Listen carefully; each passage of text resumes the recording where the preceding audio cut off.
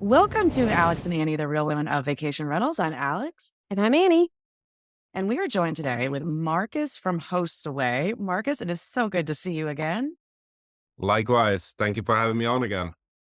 I think we've missed you. We were joking off camera about how last time we had you on, you gave us these like really great pearls of wisdom and little nuggets that at the time it was really enlightening. But then as the Alex and I got digging deeper into it and the meaning and lining it up with what was going on in our lives, I joked with you, you became like a Nostradamus. You were like foretelling the direction that we were headed and opened our eyes to see the signs and know that we were planting seeds along the way that were going to sprout into really great opportunities. So thank you for showing us that. But in the meantime, why don't you reintroduce yourself to our listeners? Some of them may not know you. I feel that can't be very many people, but introduce us and catch us up to where you are today from last time we spoke. First of all, thank you very much for the compliment. If you like that chat, you should join our internal calls here at Hostaway, where someone asked me what's going to happen in the industry. And of course, I have all the information because I'm sitting on a crystal ball and it's But yeah, those of you who don't know me, my name is Marcus from Hostaway. I'm the CEO and co-founder of Hostaway, PMS and channel manager, or as it's known these days, a vacation rental software. We work with thousands of property managers around the world, and basically the software it's an all-in-one solution. So it does pretty much everything you need it to do, from marketing to communication, automation, smart home payments, accounting, and so on, and build a website, pretty much anything you can imagine. If you want the owner portal on a mobile app for your property owners, yeah, we got that too. And we are one of the youngest players in this industry. We're only 7 years old. Actually, we're going to turn 8 soon, so I need to Oh, change wow. it. Uh, but compared that to a lot of the well-known solutions that have been around for 20 years or 15 years, we're certainly young. But despite that, we have grown quite a lot. Just 4 months ago, we announced the biggest funding round ever for vacation rental technology of 175 million. Incredible. I remember Wow. when you announced that, you did an incredible launch from a marketing perspective of the video that shows you going through the desert and, Yeah. it really shows the highs and the lows of everything that you went through.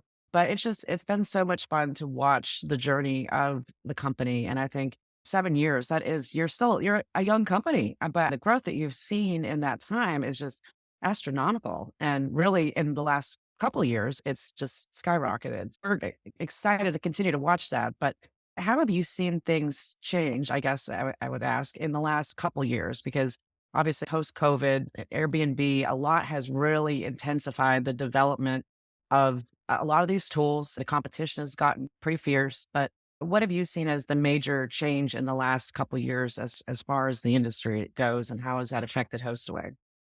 The industry has been super interesting, and I'm actually surprised over how much change is going on. First of all, if we speak of the industry as a whole, there's been a major shift from demand to supply.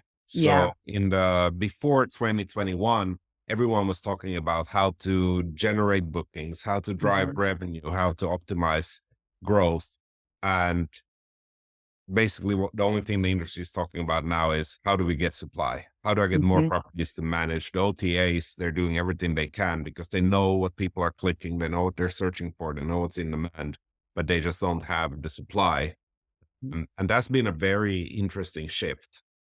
And it also means that there's a lot more collaboration within the industry because these tools that we are building, they're being used by a larger population of hosts and property managers than before. And the OTAs, Airbnb, Vrbo, and Booking.com, they have found in us a great way to get that inventory that they need to run their business. And what it means is actually that when property managers have challenges or problems, they talk to us about it. And we then have the power of authority to go to the OTAs. And actually, not only that, they ask us, hey, what are the main challenges your customers are facing? And then we can come as a voice of authority because it's really difficult if, let's say, Airbnb has 15 million homes and you're managing, let's say, 100 of them. If you have an opinion, it's going to be really hard for Airbnb Uh, if regardless of what the opinion is, it's still Yeah. 100 homes out of 15 million. But if Yeah. we have a large market share and Airbnb comes to us to asks, hey, what's up? Then our voice or the voices of our customers are heard a lot better. Yeah. So Much speaking to larger voice. the voice of the managers, so you have it collectively. How do you guys prioritize? Because I think a lot of, and you can correct me if I'm wrong, but a lot of your management groups, they're not a lot of large management groups. They're smaller. They tend to be smaller. But prioritizing the needs of those managers when you're looking at your development roadmap, Mhm. like how are you doing that? Because there are so many changes. And I think one of the things that we're seeing is that a lot of the technology providers are becoming an all-in-one solution. So the channel management is not a standalone piece anymore. A lot of these softwares for housekeeping, maintenance, accounting, they're really being bundled into one system, but you've got a broad customer base. How do you prioritize what pieces that you're going to add on, build on, iterate on? Yeah, it's we have from the beginning always thought that it has to be an all-in-one solution because there's too many moving pieces. If you think about the value chain, the money comes from a guest who makes a booking, and eventually it goes into the pocket of whoever owns the real estate. But there's Right. Right. two companies in between. There's a lot of there's OTAs, but actually the OTA doesn't even get access to that guest. They have to pay someone like Google or maybe a TV Hmm. channel to Yep. do advertising. So there's a whole ton of companies in between. When we started looking at this market 7 years ago, we found out that there's way too many companies in between. Yeah. Yep. Basically, the amount of money the guest pays and the return on the real estate investment the investor gets, there's just too many companies in between. And that creates inefficiencies. A bit Mhm. like Amazon has a broad selection and good prices because they essentially removed 15 layers of Mhm. logistics, of wholesalers, and so on. And now any manufacturer can go and sell directly to the consumer with only one middleman. I'm not saying Mhm. that we're going to be that middleman, but this is why the industry is focusing on all-in-one solutions because it is inefficient. Whenever you have multiple Yep. systems talking to each other, there's going to be mistakes. And that's why we built an all-in-one one solution to begin with. Yeah, we talk about that quite a bit, that our industry, it's unique, but at the same time, any kind of industry that is a tech-enabled industry, and that's essentially everything these days, had to have gone through this metamorphosis at some point because tech was built for any type of business very differently than it was back in the day. And there's a lot of bolt-ons and add-ons, and now it's almost like this is like a leveling out of the playing field of that mulligan mindset of if you could do it over again, this is how we want to do it. And I think that's the advantage that you guys have of coming in only 7 years ago versus coming in 25 years ago, where Yeah. you still have to keep doing some things because to rework it is a complete rework of the entire system. But would you say that the clients that you guys are bringing on now, is that a core focus of why they're choosing Hostaway because they feel like they have too many parts of their tech stack or there's just too many things in between? It's still a very fragmented place. I actually wanted to just explain a bit more about the prioritization. Basically, the needs of a property manager are very different compared to another property manager. It can be based on location or size, business model. There's many factors that go in, but the actual challenges the business is facing, those are the same. And Hmm. there's the same challenges that any business is facing. How do I grow my business? How do I manage my staff? How do I increase my sales? How do I increase my profitability? These are the same challenges for all the businesses. It's just a question of how much do you prioritize each. For example, someone who's working alone, one person, doesn't have a problem managing their staff, like to True. someone who has 100 Yeah. people employed full time. And that's why we don't really have the luxury of prioritizing. We need to bring solutions to all these groups because we have That fits clients that are everything. small, mid-size, and large, and their geography is very diverse. Yeah. Just to give an example, we're one of the market leaders in Australia. So our solution has to work well in Australia, but we also have a massive sales team in UK. And of Mhm. course, US is our biggest market where we have a majority of our customers and our staff. But still, we have to serve every segment of the market. Yeah. And what will happen next is unfortunately the boring part where things become commoditized. Yeah. Mhm. So what this means is that software like ours that was pretty exciting 5 years ago, maybe it's exciting today, but at some point it won't be exciting anymore. It Yeah. will be like QuickBooks. QuickBooks really exciting. Yeah. Yeah. But Yeah. today nobody would associate the word exciting with QuickBooks. Right. That's such a And good point. and I'm trying to answer here your question about why do property managers choose us. I think when solutions become commoditized, like cars, it took them 50 years before Yeah. they all agreed. Today, all the cars have seatbelts or they have Mhm. four wheels. But before people agreed that, it took 50 years. And we're reaching that stage now where this type of software becomes commoditized. What usually happens in an industry once it happens is that consumers choose simply based on what's convenient, what other people are doing. Imagine it this way: some of your friends drink Coke, others drink Pepsi. Why is that? Mhm. It's because it's convenient, it's right there, it's what others are doing. But there was a stage, maybe 100 years ago, when people had entirely different reasons for choosing Coke. Maybe because it was Yeah. exciting. Yeah. Yeah. That's a really good point. I think you're spot on that tech is no longer an advantage. And in some markets that I go to, you can see the companies that have adopted more modern technology. They still have that advantage over the ones that haven't yet, but there's only so long that's going to last for. And especially with as many new property managers and vacation rental companies that are coming up through the ranks, that all they've ever known is this more modern technology. But I think at the end of the day, one of the complaints that we hear the most of any software is that people really have a hard time with the support with any tech that they use, that the support is not there for them. And it becomes the biggest pain point in the business. And I think companies that really truly focus on the support, that is what is going to be the difference, I believe, in what technology is going to be the non commoditized or stay as like the cool and relevant one that you want to choose.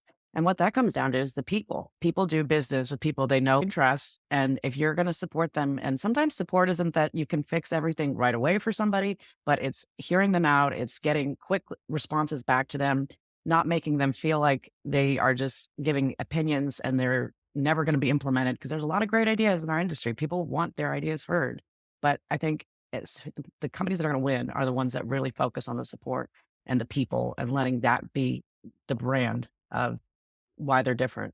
I absolutely agree with that. And I think personally, actually, just about 70 minutes ago, I spent an hour interviewing one of our support staff members, quit their job.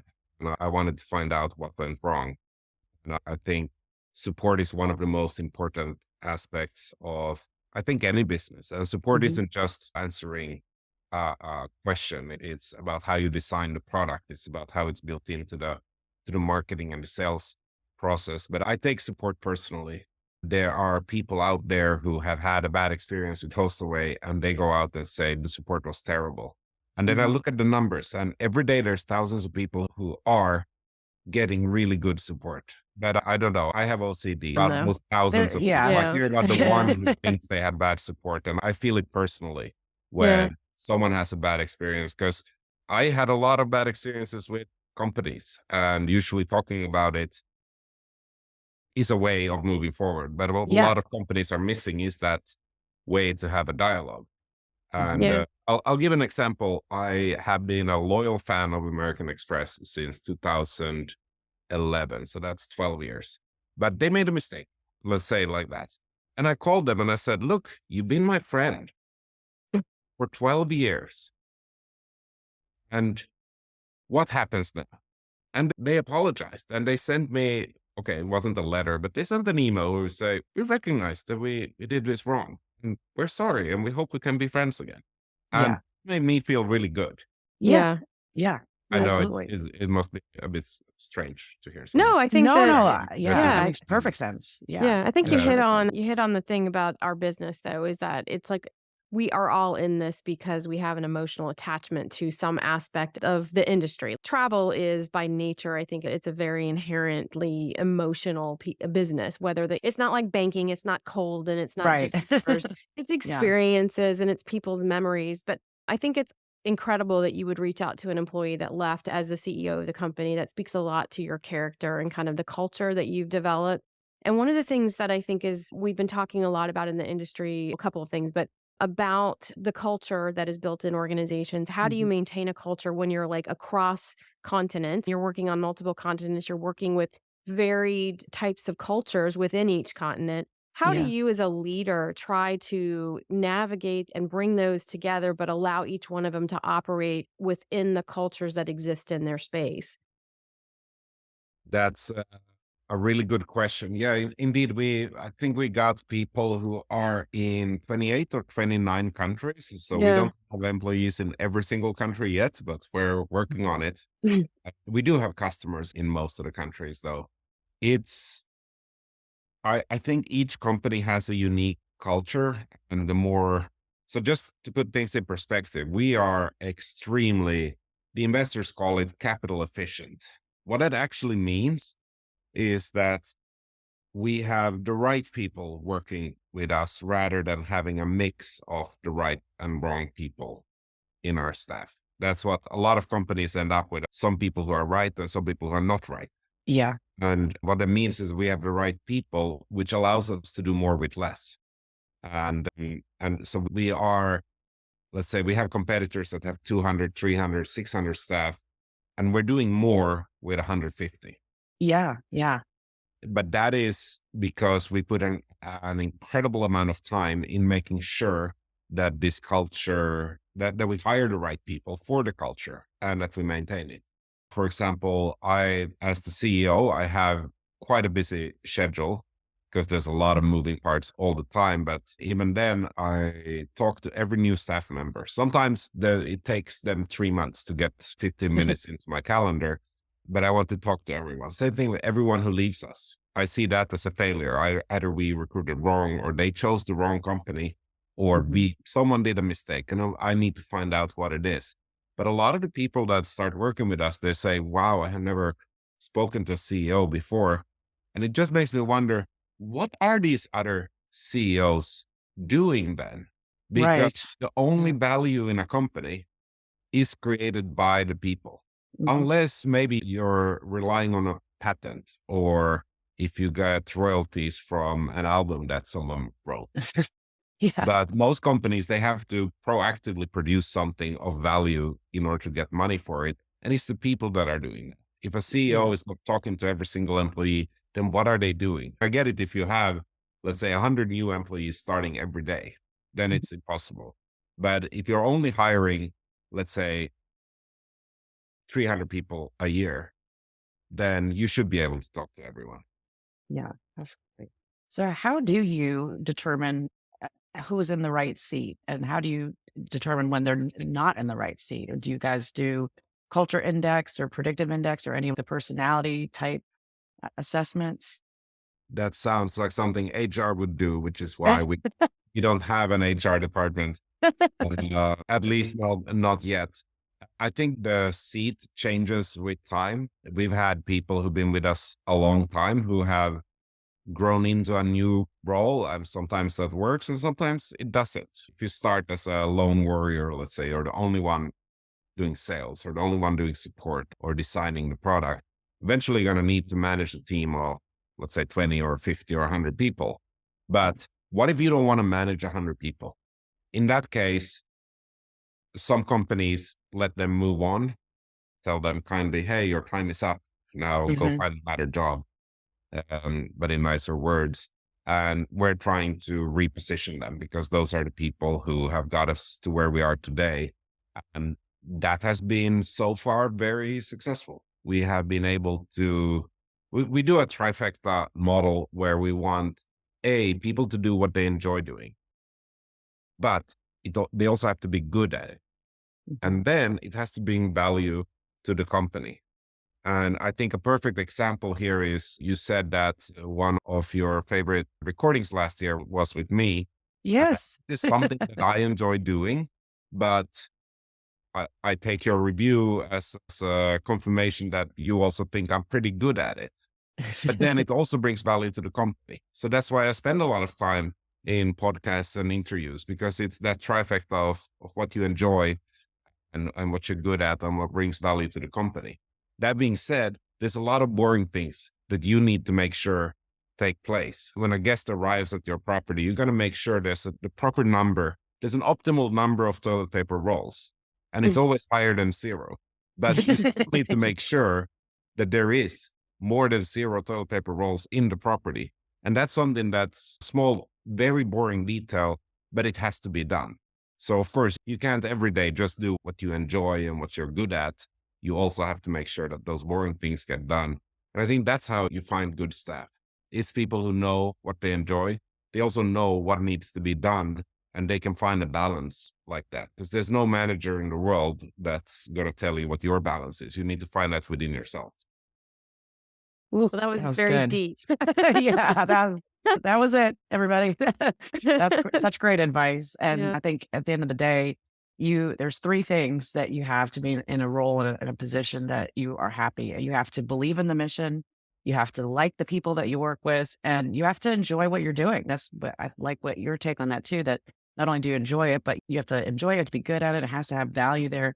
I think combining all of that forms an employee that will stay with you, will become an advocate for your company, for the team, look out for the new people coming up underneath them. And that's really what culture is based on, is those core values and how they align. And it makes sense. I mean, you're obviously the leader that your team needs to be able to see those things. And I think doing the exit interviews is really interesting too. I don't think you hear much about that in our space. I think larger companies maybe, but in other industries, but that's an important one for our space too. I think that's great that you do that. Marcus, it's been a pretty crazy year. So I think everybody came off the high of last year and the last 2 years out post COVID. Really great stuff. Everybody was excited. And I think this year, to some degree, shocked a few people about where the numbers ended up, where the industry was going. I don't think it's slowing. I think that it's just getting back to like normal. I would say whatever normal it could be defined at this point. What are you seeing from your position being, again, a global provider? You're engaged in you said 25 plus markets. What are you seeing in terms of technology and in terms of the direction of vacation and short-term rentals?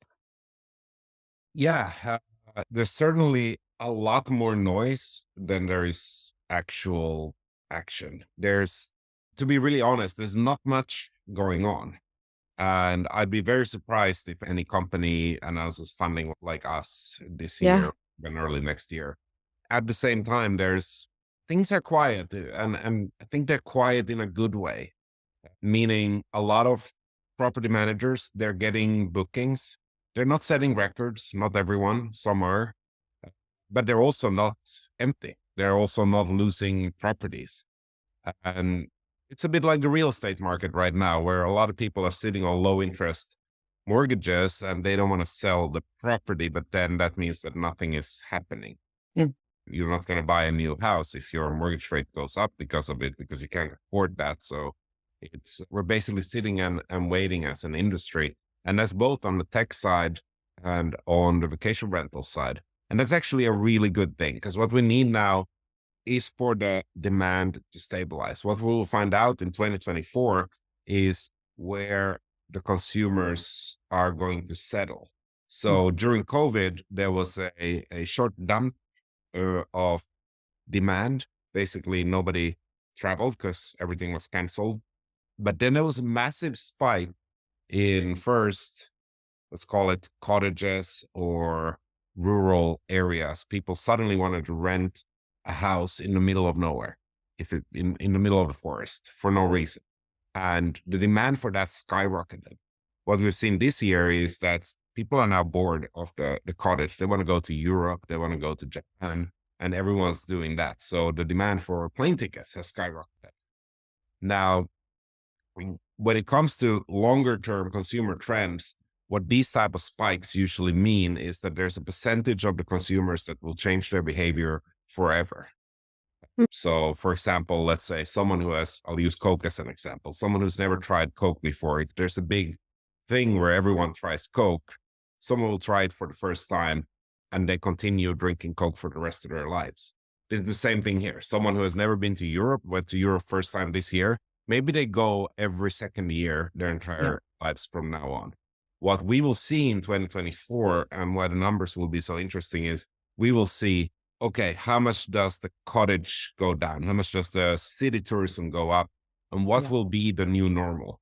And if I were to take a bet, I think that the hotel industry is a lot more worried about that than the vacation rental industry should be. Yeah, Hmm. I agree with that. Interesting. I mean, I think it's definitely this was a normalizing year, and I think next year is going to continue to get more back to normal of what we remembered pre-COVID. But I think it's going to get a lot more competitive for trying to procure bookings. Really focusing on a direct booking strategy is going to be important for companies going into next year. Obviously Airbnb and VRBO, the demand that these channels generate is massive. But when there's less demand from the guest side, you're all competing and there's so much more supply in those channels. But I'm curious what Hostaway is doing to help your partners or assist them in direct bookings. Is that something that you focus on? Absolutely. We have an entire customer success team that we launched this year who help our customers specifically with that. They help with other things too. For example, setting up their accounting or helping them with just general advice. Sometimes you Yeah. need an outside consultant to have a look at what you're doing and see if you're doing everything right. So we're now on a third edition of our booking engine that can be either be a standalone website or integrated into your existing website. And what we also did, we were one of the first companies in the space to integrate Google Travel. And we see a lot of bookings coming from there. I know that there's probably someone out there who has tried it and you either got a lot of bookings or you got zero bookings. Yeah. But yeah, those are a couple of the initiatives that we've done just this year. I think Google Travel is going to be great because Google doesn't go into a space to lose. They have Mhm. lost a couple of battles, but they picked up 20, they lost one. So they have a fairly good chance of doing it. Think about Yelp and restaurant reviews. Where are they today? People look on Google Maps. It's that Yeah. simple. Yeah. On that, I wanted to ask you because one of the two recent announcements in the last couple of months had been hinted for a really long time, but American Express and then Hyatt. What is your take on those two entering in? And do you think there's going to be more of the credit card type companies and more of the hotel style companies coming in? Yeah, this is a very interesting trend. Actually, I'll tell you an anecdote. So I speak Swedish with my daughter, even though we live in Toronto, and we went to there's an international organization called the Swedish School. So every Saturday I can take her and play with other children and they can speak Swedish and learn Mhm. Swedish. And I met someone who was a travel agent. So I asked her, what do you actually do for a living? And she said she helps people organize their trips. So I asked her, does that include vacation rentals? And she says, yeah, a lot of customers would prefer to have their own house with a pool rather than staying in a resort, but there's no kickback to her. So Mm. she benefit from Yeah, arranging the trip. Yep. that's Yep. true. Same thing with airline and credit card loyalty programs. You can get a credit card and then you can go on a bunch of flights and then you can use those points to book a resort, but you can't do it with a vacation rental. And I'm actually quite surprised how the point systems out there like Marriott or Hyatt, how they caught on vacation rentals before travel agencies did, Mm. because travel agencies still exist. There's a Yeah, lot of Oh, value. yeah. And yeah, especially if we're talking about the luxury segment, a lot of people who travel, they don't want to spend any time figuring out which flights to take and which place to stay at. yeah, They are more than happy to pay someone to do that. But sure. within that business model that's great for resorts and hotels. I'm very excited about those two initiatives, and I think we'll see more of that. And it also proves the point that the shift in consumer behavior that I mentioned earlier, that some people in the last 3 years tried a vacation rental for the first time in their lives, and they're going Yeah, to continue doing it. That supports that argument because otherwise yeah, American Express wouldn't enter that market. But what it actually means for the vacation rental industry, I don't think it will have much impact because it's still the same value as before. It doesn't really offer someone who doesn't want to rent their own house for a vacation is not going to do it just because you can do it through Hyatt. So it's not, it's more adopting to the new reality of the space and the new Yeah. economic terms that are there is not going to shape it. Yeah. Yeah. Yeah, I it's think not creating more demand, it's just shifting where it yeah. actually comes from, essentially. Yeah, but it also speaks to loyalty programs and the ones Mhm. that are focused on their loyalty members and doing a good job communicating to loyalty members and understanding what their loyalty members are looking for and adapting to that. That's where I think it makes sense. You look at Homes and Villas with the Bonvoy membership, that's a big component of their success. So yeah, I think that it's going to be interesting to see where we are 18, 24 months from now with these new entrants to the space. But I think what I have always been super excited about is that the more people that wanna get in, it just validates everything that all of us that have been in the business for a long time have been doing and fighting for, Alex. Like, we Yeah. we always joke about it. It is validation that all the stuff and, like, the blood, sweat, and tears that we put in as property managers or Yeah. talking about the industry, people finally have heard us, and they're adapting and wanting to be where the cool kids It are. it is interesting though, and I think this is something that is probably not talked about enough. Loyalty and then also the travel agent side of things, those are 2 big topics that you don't hear companies talk about that a lot, and I think Uh, I know in my previous role at Condo World, we went down a pretty significant process of trying to figure out how to do a true loyalty program across multiple destinations with multiple partners with different levels of where you're making some areas are much more profitable than others. And it's really figuring out like a matrix of how that makes sense back to the business. And it can be quite complicated, but whoever can figure it out is going to win pretty big in it. And I think obviously Marriott has done that in a little bit of a different way because they already had that. Now they added on the inventory.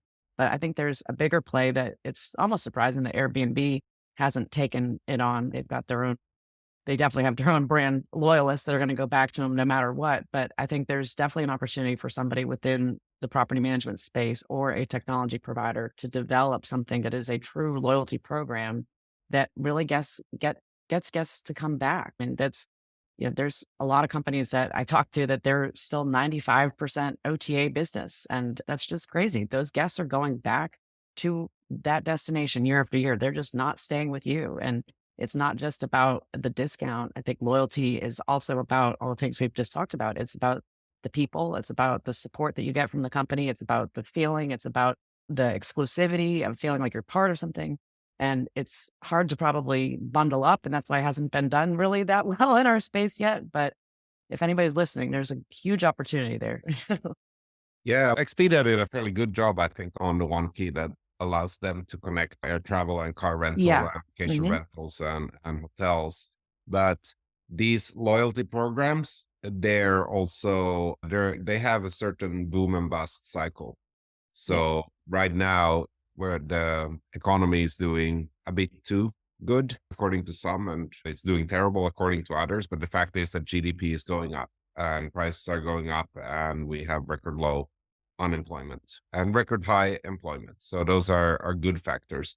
But that's also when loyalty programs really work well because everyone is going on business trips.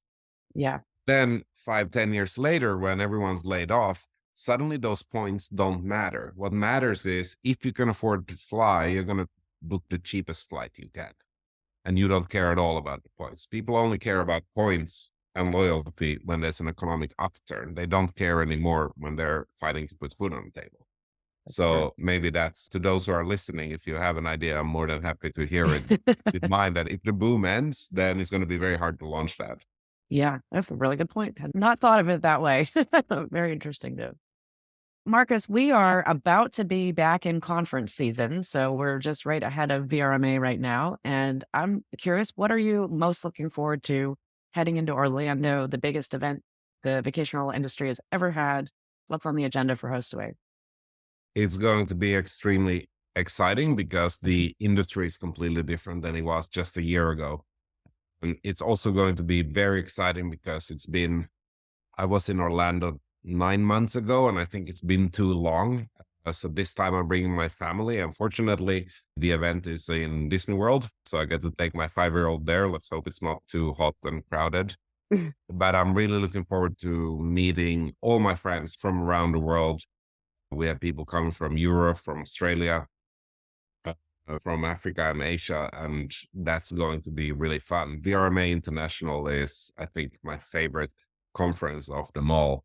Unfortunately, there were many other good conferences this year that I couldn't attend, and there will be many others. Expo RV in Cancun is also one of my favorite ones, but I didn't have time to schedule. So next year I will be at more conferences and schedule those in. I think, yeah, is VRMA sold out already? Would be good to know. I believe so. I know the hotel definitely is. I'm Yeah. not Oh, sure okay. if the tickets are, but we're probably pretty close if not, but it's we're at that point where it's tough to find a space that can accommodate that many Yeah. people. It used to be, I think when we were in San Antonio 2 years ago, Andy, that was maybe 1,500 at the most Yeah. people, I'd say. To Yeah. grow by 1,000 people is it just shows how much the industry has grown in the last few years too. Yeah, I think they shared a number on our on the, membership committee that there was 2,100 registrants as of earlier this week, I think Wednesday. It's ahead of where we were this time last year, and I think they cut off about the same time cutoff in terms of registrants, but the space is a little bit bigger, I think, than the Vegas space was, so Mm. they could take a little bit more, and obviously we could take more there's more accommodations close by that people could stay in, and a lot of houses have opened up. It is gonna be exciting, and I think it's great for all of us to finally get back together. It feels like it's been forever since Vegas, but there's just a lot that's happened since then, so it'll be good to talk to everybody. Yeah, absolutely. And there's been quite a lot of things going on in the industry. There's a lot of tech vendors there, and there's Mm. been a lot of mergers and acquisitions. Some companies have stopped existing, and a lot of new AI companies as well Yeah. are out there. So it will be very interesting to see how the landscape has changed. I remember standing in the vendor hall last year, Annie, it was you and I and Simon Lehman, and he said to us, "Take a look around right now." And he Yes. said, half of the, or I can't remember what the percentage was, but he said, there are so many people that are in this room that will not There be here won't be, next yeah. year, companies and people. And unfortunately, that's a sad and a hard truth. There have been a lot of layoffs at a lot of businesses in the last few months in news. But at the same time, also a lot of new people coming into this that every year I feel like you go to these events and it's, who are these people? Like it used to be that we walk in and we know everybody, but it's grown so much. But we are very excited to see you in person, Marcus, and your team. If anybody wants to learn more about Hostaway, what should they do at VRMH? Do they come up? Do they have a demo with your team, or what does that experience look like? We have a booth, and we also, if you're a Hostaway customer, we have a party, so you can sign up for the wait list. We'll figure out there's a limit on the amount of people that can be at the same time, but we're doing it all night on Mondays. Oh, That's there, and yeah, we will have a booth, and you can always reach out to me as well or to our team on hostaway.com, and you can find me on LinkedIn if you just Google for Marcus Hostaway LinkedIn. Great. awesome. Awesome. Annie and I, we will be at the show as well. I believe Acostago's booth is 244. Annie, do you know what your booth number is? Homes and Villas is 8:15, I believe. We have a very large booth. I think Yeah. actually have some meetings with Marcus's team at our booth. It's exciting. Yeah, we'll see Very everybody nice. there. Yeah, we're excited to see everybody. And until next time, if you need to get in touch with Annie and I, you can go to alexandanniepodcast.com. And thanks for tuning in, everybody. We will see you in Orlando.